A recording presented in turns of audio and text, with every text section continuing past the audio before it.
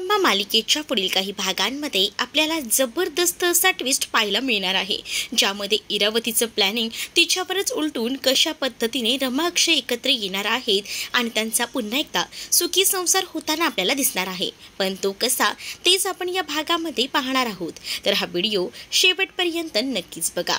चला तर मग आजच्या आपल्या या भागाला आपण सुरुवात करूया। खरं तर रमा आता गणपतीसाठी 5 दिवस घरी आलेली असते। ही गोष्ट आहे ना कुठेतरी मनामध्ये डिस्टर्बन्स करत असते इरावतीच्या, कारण इरावतीनं जे काही प्लॅनिंग केलेलं होतं आणि ते सगळं प्लॅनिंग करून तिनं आता रमाला घराबाहेर काढलेलं असतं। पण चक्क आता रमा स्वतःहूनच या घराकडे चालून आलेली असते आणि त्यामुळेच आता इरावतीला स्वतःला खूप जास्त राग येत असतो। दुसरीकडे मात्र आता जी मालविका असते ना, ती आता मुद्दामूनच रमामध्ये आणि आरोहीमध्ये वादाची ठिणगी पाडायला हवी यासाठी मालविका प्रयत्न करत असते। म्हणजेच मालविकाने आणि इरावतीने प्लॅनिंग केलेलं असतं की काही झालं तरी सुद्धा तुला जे आहे ना ते त्या मुलीच्या मनामध्ये घर करायचं आहे। म्हणजे एकदा का त्या मुलीच्या मनामध्ये तू घर केलंस ना की तू सगळं जिंकलीस, असं देखील इरावतीनं मालविकाला सांगितलेलं असतं। तर आता इरावतीने सांगितल्याप्रमाणे मालविका सगळी जबाबदारी हाताशी घेते आणि सगळं काही सांभाळते। म्हणजेच आता मालविका जी आहे तिनं आता मुलांसाठी बर्गर, पिझ्झा या सगळ्या काही गोष्टी ज्या अनहेल्दी असतात त्या सुद्धा ऑर्डर करून ठेवलेल्या असतात आणि मुलांना काय तेवढ्याच गोष्टी आवडत असतात। रमाला या सगळ्या गोष्टींचा विरोध होता। म्हणजेच रमा जी आहे ती या गोष्टींना विरोध करायची आणि म्हणायची की हे सगळं अनहेल्दी खायचं नसतं, मुलांनी तरी खास करून। त्यामुळे ती मात्र आता या सगळ्या गोष्टी न खाण्यासच आरोहीला सांगत असते, पण आरोही यामध्ये ऐकत नसते। त्यामुळे इरावतीचा प्लॅन हा एक जरी सक्सेस झालेला असला तरी सुद्धा तिला आता माहिती असतं की काही झालं तरी सुद्धा आपण जे आहे ते या मुलामध्ये म्हणजेच आरोहीमध्ये आणि रमामध्ये भांडणं लावायची। आरोहीसाठी तिचा मूड रिफ्रेश राहण्यासाठी रमा तिच्या परीने वाटेल तितके प्रयत्न करत होती, पण त्यामध्ये सुद्धा विघ्न आणण्याचं काम नेहमीप्रमाणे आता मालविका आणि इरावतीचं सुरूच असतं। तर दुसरीकडे मात्र हे अरबट सरबट खायला लहान मुलांना तर आवडतच असतं, पण आरोही सुद्धा लाडाने प्रेमाने ते सगळं काही जे काही आणलेलं असतं ते आवडीने खात असते। पण या सगळ्याचा रमाला विरोध असतो। रमा फक्त रात्रीचं दूध पीत असते आणि तिला हे असं अनहेल्दी जेवायला आवडत नाही, हे आधीपासूनच अक्षयला माहिती होतं। म्हणजेच अक्षय सुद्धा आता विचार करतो की रमा जे काही बोलत होती ते एकदम करेक्ट होतं। म्हणजेच रमा आपल्या मुलीची योग्यरित्या काळजी घेऊ शकते, हे सुद्धा आता मनातून कुठेतरी आता अक्षयला वाटायला लागलेलं असतं।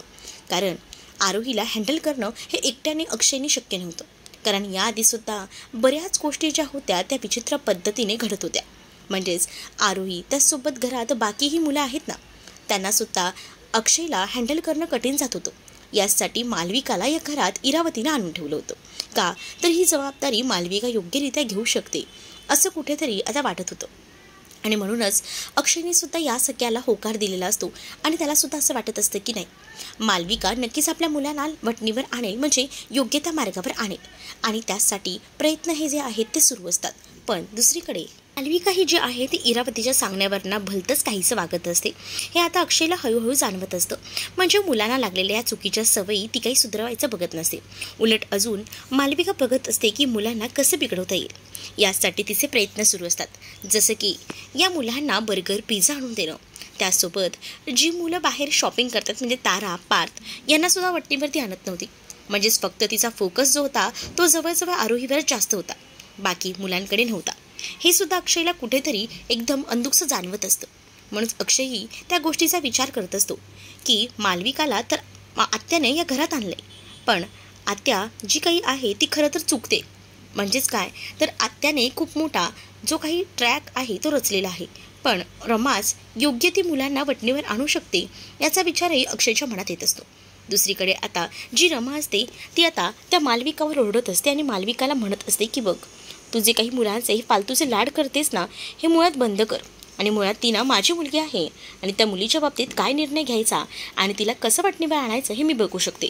त्यामुळे माझ्या मुलांच्या खाण्यापिण्याकडे तू लक्ष देऊ नकोस असं देखील आता तिनं सांगितलेलं असतं। या सगळ्या गोष्टी जेव्हा आता समजतात ना तेव्हा मात्र आता भयानक असा राग मालविकाला येतो।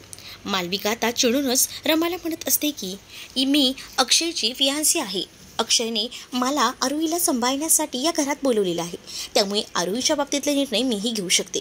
पण रमा आता स्वतःहूनच तिला समजावू लागते आणि म्हणते की बघ, जरी तुला आरोहीला सांभाळायला एक आया म्हणून इथं बोलवलेलं असलं ना तरीसुद्धा मी तिची जन्मदात्री आई आहे, त्यामुळे माझ्या मुलांच्या बाबतीत काय निर्णय घ्यायचे ना हे मी नक्कीच घेऊ शकते, असं देखील रमानं आता मालविकाला बोलून चांगलाच टोला लगावलेला असतो.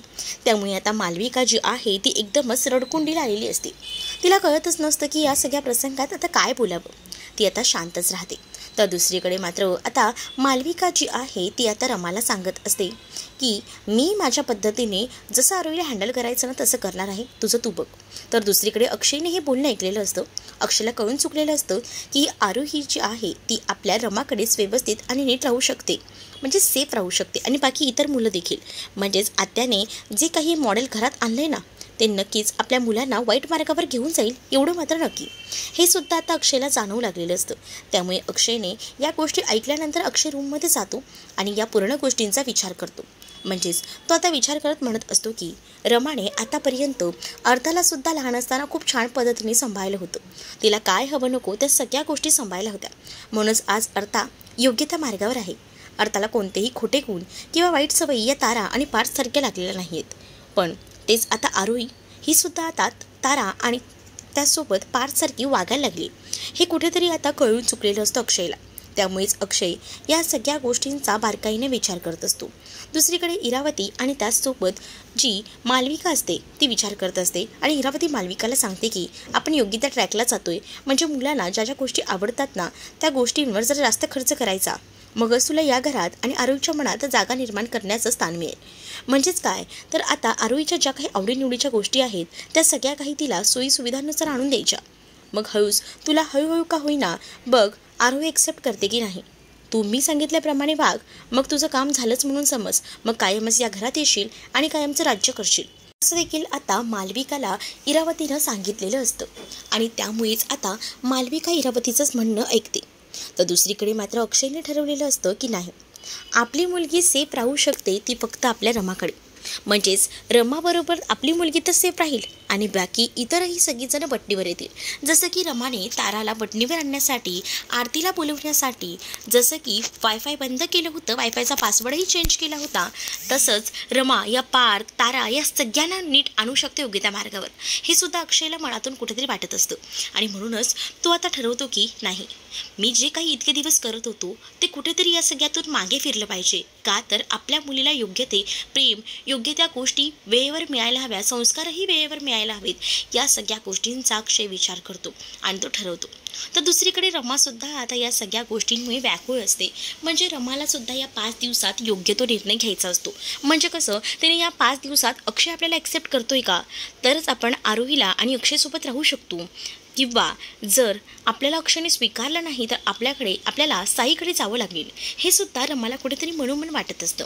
आणि म्हणूनच जास्त विचार जी आहे ती आता रमा करत असते आणि त्यामुळेच रमाला रात्री झोपही लागत नसते. पण तिला अक्षयने बोललेले ते शब्द देखील आठवतात. अक्षयने सांगितलेलं असतं की माझ्या मुलीच्या मते आणि तुझ्यामध्ये बराच फरक आहे. मी माझ्या मुलीला चांगले संस्कार दिले आहेत, जे की तुझ्याकडे दिल्यानंतर मला असं वाटत नाही की ती मुलगी माझी योग्य त्या वळणावर जाईल. त्यामुळे रमा ही खूप जास्त डिस्टर्ब असते.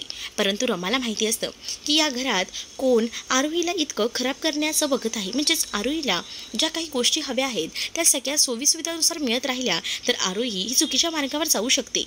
त्यासाठी रमाचं काहीच नुसतं धडधड होत असतं. दुसरीकडे मालविकाने आता ठरवलेलं असतं आणि तिने आता काही कॅडबरीज घेतलेल्या असतात आणि त्या आता आरोहीला आणून दिलेल्या असतात. आरोहीला त्या कॅडबरी आणून देते. त्यामुळे आता आरोही खूपच जास्त खुश असते. आरोही आता आनंदात उड्या मारत आता सांगू लागते की आई हे बघ मी चॉकलेट खात आहे. आणि त्याच वेळेला आता मग तिथे येते आणि रमा हे सगळं पाहते. रमाला या गोष्टी खटकतात.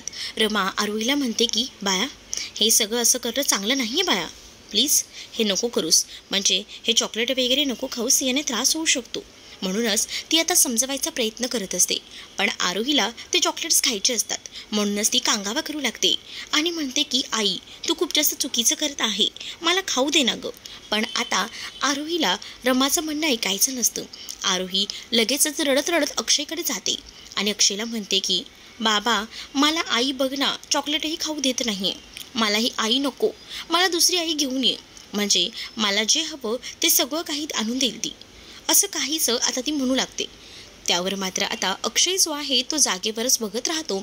कारण इतके दिवस आरोहीच्या आईसाठी हवं हवं म्हणून बोलत होती ती आज आरोहीला ती आई नको असते. चक्क हे सगळं जेव्हा आता तिनं म्हटलेलं असतं ना, तेव्हा मात्र अक्षय त्या आरोहीकडे रागातच पाहू लागतो. तर दुसरीकडे मात्र आरोहीने सरळ सांगितलेलं असतं की मला ना दुसरी आई घेऊन ये. तर तेवढ्यातच मालविका तिथे येते आणि रमाने हे सगळं बोलणं ऐकल्यामुळे रमाला त्रास होतो. मालविका हे ऐकते आणि त्याचसोबत इरावतीसुद्धा. इरावतीला आनंद होतो. इरावती म्हणते की हो, मला माहिती आहे तुला ही आई नकोय आणि म्हणूनच तुझ्यासाठी मी नवीन आई आणलेली आहे. आणि ही तुझी आई आहे बघ, ही तुझी नवीन आई मालविका. ही तुला सगळ्या हव्या त्या गोष्टी देते ना. त्यावर आता आरोहीसुद्धा खुश होऊन म्हणते की हो. तर अक्षयही बघतच राहतो. तर इरावती म्हणते की तुझी रमा ही आई नाहीच आहे. मुळात तुला जर आईचं प्रेम मिळेल ना तर ते मालविका देईल. म्हणजे तुला ज्या हव्या नका त्या सगळ्या गोष्टी मालविका पुरवेल. त्यामुळे तू फक्त आणि फक्त मालविकाचा विचार करायचा. मालविका तुला सगळ्या गोष्टी आणून देईल असं देखील इरावतीनं आता म्हटलेलं असतं. त्यामुळे मालविका ही खुश असते. परंतु अक्षयला ह्या गोष्टी पटलेल्या नसतात. आता मालविका पुन्हा एक चॉकलेट आरोहीला देते आणि त्यामुळे आरोही नाचू लागते. कारण आरोहीला चॉकलेट हवं असतं आणि त्या सगळ्या काही इच्छा ज्या आहेत त्या आता पूर्ण करायचं काम जे आहे ते इथे असणारी ही मालविका करत असते. त्यामुळे आता मालविका ज्या काही गोष्टी करत असते ना, त्यामुळे खूप जास्त आनंद जो काही आहे तो आरोहीला होतो. आरोही चॉकलेट घेते आणि तिथे लगेच खायला बसते. पण रमाला या गोष्टी पटत नाही. दुसरीकडे आता इरावती रमाकडे जाते आणि म्हणते की बघितलंस का, तुझ्या मुलीला तुला धड सांभाळताही येत नाही आहे. म्हणजे काय, तर तुझी मुलगी ही आता सरळ म्हणते की तिला तू नकोयस आई म्हणून. मग आता तुझं या घरात काय काम चालती हो या घरात ना, असं देखील आता इरावतीनं म्हटलेलं असतं. पण त्यावेळेला अक्षय रमाच्या बाजूने जाऊन उभा राहतो आणि मालविकाचं तोंड बंद करतो आणि म्हणतो की आत्या तुझं चुकतंय. खरं तरी ना, रमा ही आरोहीची आई आहे आणि ती आरोहीच्या चांगल्या वाईटाचा विचार करते आणि म्हणूनच तिने ते चॉकलेट तिला खाऊ नको म्हणून सांगितले. आणि मला असं वाटतं ना की रमाच आरोहीची आई म्हणून परफेक्ट आहे, कारण तिने त्याला जन्म दिलेला आहे असं देखील आता अक्षय म्हणू लागतो. आणि पुढे जाऊन अक्षय रमाच्या समोर हात धरतो आणि त्यावर रमासुद्धा एकदम आश्चर्यचकित होऊन अक्षयकडे पाहत असते. तर अक्षयसुद्धा आता रमाकडे पाहतो. तर रमा अक्षयच्या हातात हात देते. तर अक्षय म्हणतो की आरोहीची जबाबदारी आम्ही आई बाबा म्हणून योग्यरित्या घेऊ. त्यामुळे मला इतर दुसरंही कोणी यामध्ये पडावं असं मला वाटत नाही. आता लगेच त्याने टोला लगावलेला असतो. त्यामुळे इरावतीचं तोंड पाहण्यासारखं झालेलं असतं. मालविकाचा पत्ता तर आता कट्टच झालेला असतो. अक्षयने आता रमाची साथ घेतलेली असते आणि त्यामुळे रमा आणि अक्षय जोडीने आता पुन्हा एकदा एकत्र येणार असतात आणि आरोहीला या सगळ्यातून बाहेर काढायचं ते ठरवत असतात. तर तुम्हाला भाग कसा वाटला हे नक्कीच कमेंटमध्ये सांगा आणि असेच अपडेट पाहण्यासाठी चॅनलला सबस्क्राईब करा.